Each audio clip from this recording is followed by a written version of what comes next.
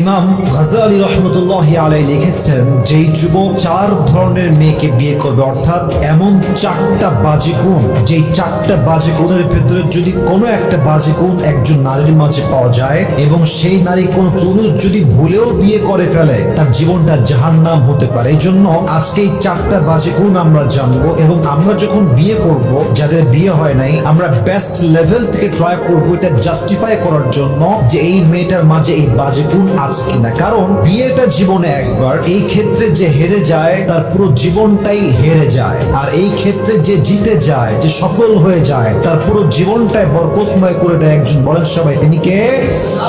First of all একটা ছোট্ট বিষয় ক্লিয়ার করতে চাই যে এই চারটা বাজে গুণ আপনি বুঝবেন কেমন করে, এটা আমি আমার চারটা পয়েন্ট শেয়ার করে এন্ড অফ দ্য লেকচার, একদম আমার লেকচারের শেষে গিয়ে বলবো যে আপনি বুঝবেন কেমন করে যে এই মেয়েটার মাঝে এই চারটা বাজে গুণের ভেতরে একটা বাজে গুণ আছে কিনা। রাজি আছেন তো সবাই ইনশাআল্লাহ? প্রথম বাজে গুণ ইমাম গাজ্জালী রহমতুল্লাহি আলাইহি লিখেছেন, যেই মেয়ে আহেরা, আহেরা মানে হচ্ছে যেই মেয়ে অলওয়েজ রূপ চর্চায় ব্যস্ত থাকে। দেখেন, নারীরাই রূপ চর্চা করবে। রূপ চর্চা করা, ফেস কেয়ার করা, ক্রিম মাখা, যত্ন নেওয়া, বিউটিনেসকে আরো সৌন্দর্য করার জন্য, আরো বেশি বাড়াবার জন্য যত্ন করা। It's not a fault, it's not a big issue, but এই ক্ষেত্রে ওভার সেন্সিটিভ হওয়া, ওভার কেয়ারিং হওয়া, যে অলওয়েজ রূপ চর্চায় ব্যস্ত। দেখবেন অনেক ফিল্মি হিরোইন আছে সার্জারি করতে ব্যস্ত, সারাদিন সার্জারি করে, এই পাশ দিয়ে সুই দেয়, এই পাশ দিয়ে সুই দেয়, কারোর ঠোঁট দেখবেন অনেক মোটা হয়ে যায়, সারাদিন বিউটিশিয়ানের কাছে পড়ে থাকে, অলওয়েজ রূপ চর্চায় ব্যস্ত। বিশ্বাস রাখেন, যেই মেয়ে অলওয়েজ রূপ চর্চায় ব্যস্ত থাকে, এই মেয়ে কখনো লাইফ পার্টনার হিসেবে পারফেক্ট ওয়াইফ কখনোই হতে পারে না। ঠিক কিনা বলেন? আমি কিন্তু আবারও বলছি, রূপ চর্চা করা কোনো দোষণীয় ব্যাপার নয়, কিন্তু যে কোনো কাজে অতিরিক্ত করা, বাড়াবাড়ি করা, বেশি লিমিটকে ক্রস করা, দ্যাটস আ বিগ ফল্ট। এজন্য খেয়াল রাখবেন যে একজন মেয়ে যাকে বিয়ে করছেন, এই মেয়েটা আবার রূপচর্চায় বেশি ব্যস্ত কিনা। আল্লাহ আমাদের সবাইকে এই বাজে গুণটা দেখে বুঝে বিয়ে করার তৌফিক দান করুন সবাই, আমিন। আমি পরে গিয়ে বলবো যে আপনি বুঝবেন কেমন করে। এক নাম্বার গেল। দুই নাম্বার, ইমাম গাজ্জালী রহমতুল্লাহি আলাইহি লিখেছেন, যেই মেয়ে নবীথা, নবীথা মানে কি?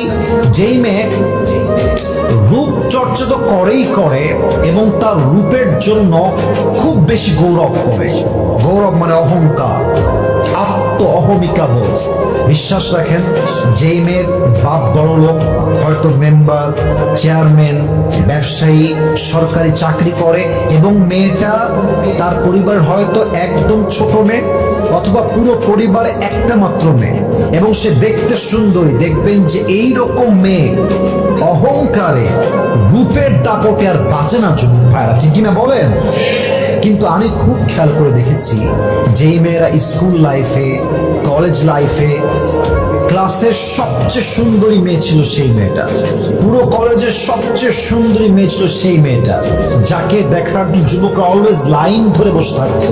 এরকম বেশিরভাগ মেয়ে রূপ নিয়ে অহংকার করত, নিজেকে অনেক বড় মনে করত। এদের ফিউচার কি হয়?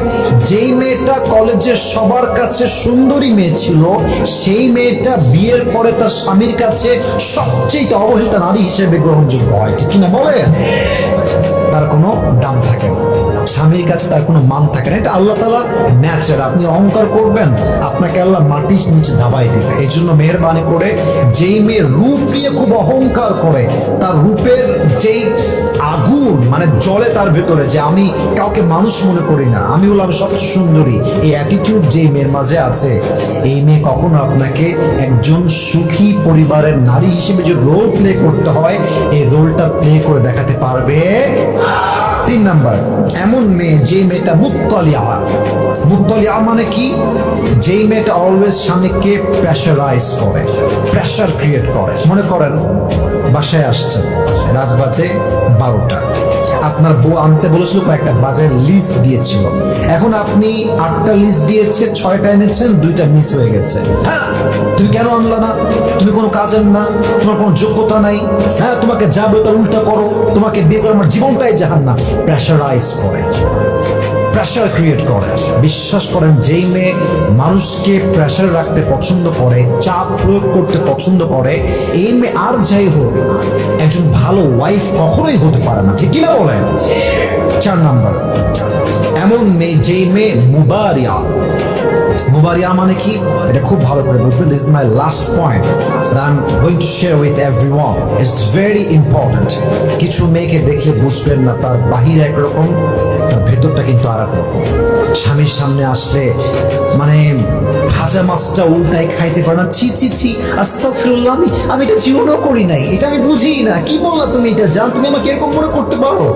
ভাবটা এমন যেন she doesn't know anything about the world, she acts like that, যে আমি কিছুই বুঝি নাই, ভাজা মাছটাও উল্টাই খাইতে পারে না। বাট ডাল মে কুছ কালা তো জরুর হ্যায়।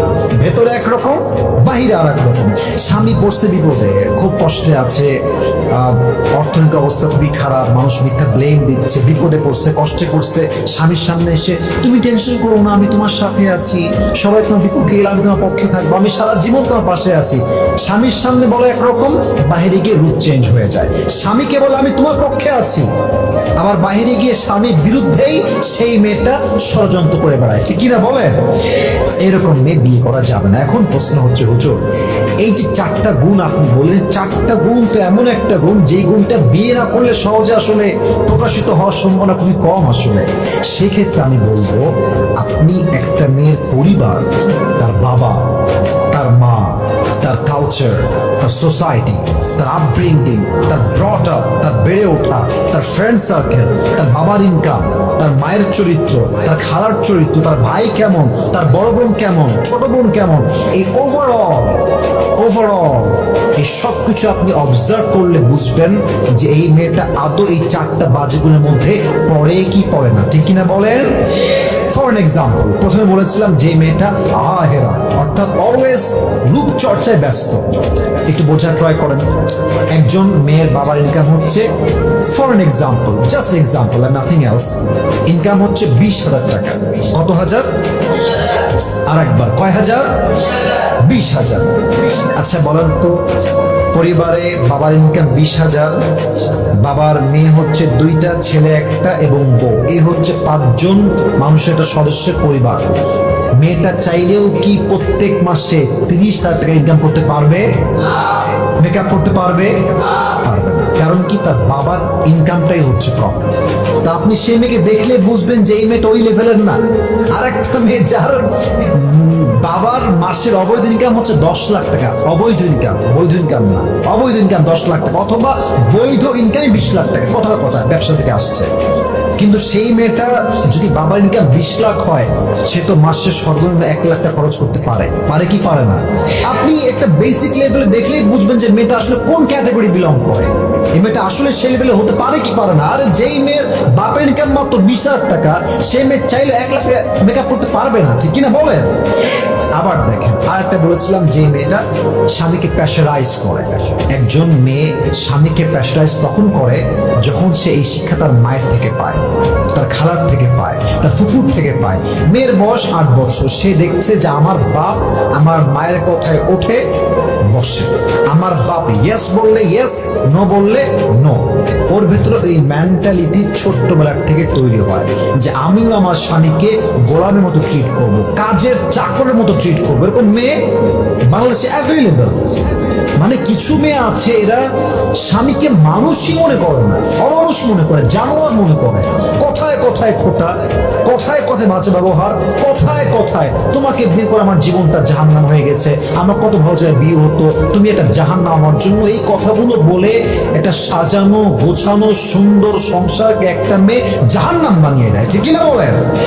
এই এজন্য ফ্যামিলি স্ট্যাটাস, বাবার ইনকাম, মায়ের চরিত্র, বোনের চরিত্র, তার বেড়ে ওঠা, তার কালচার, তার সোসাইটি, তাদের ফাইন্যান্সিয়াল স্টেটাস, এই সব কিছু মিলিয়ে ওভারঅল অবজার্ভ করলে আপনি বুঝবেন যে এই মেয়েটার মাঝে এই চারটা বাজে গুণ আছে কিনা।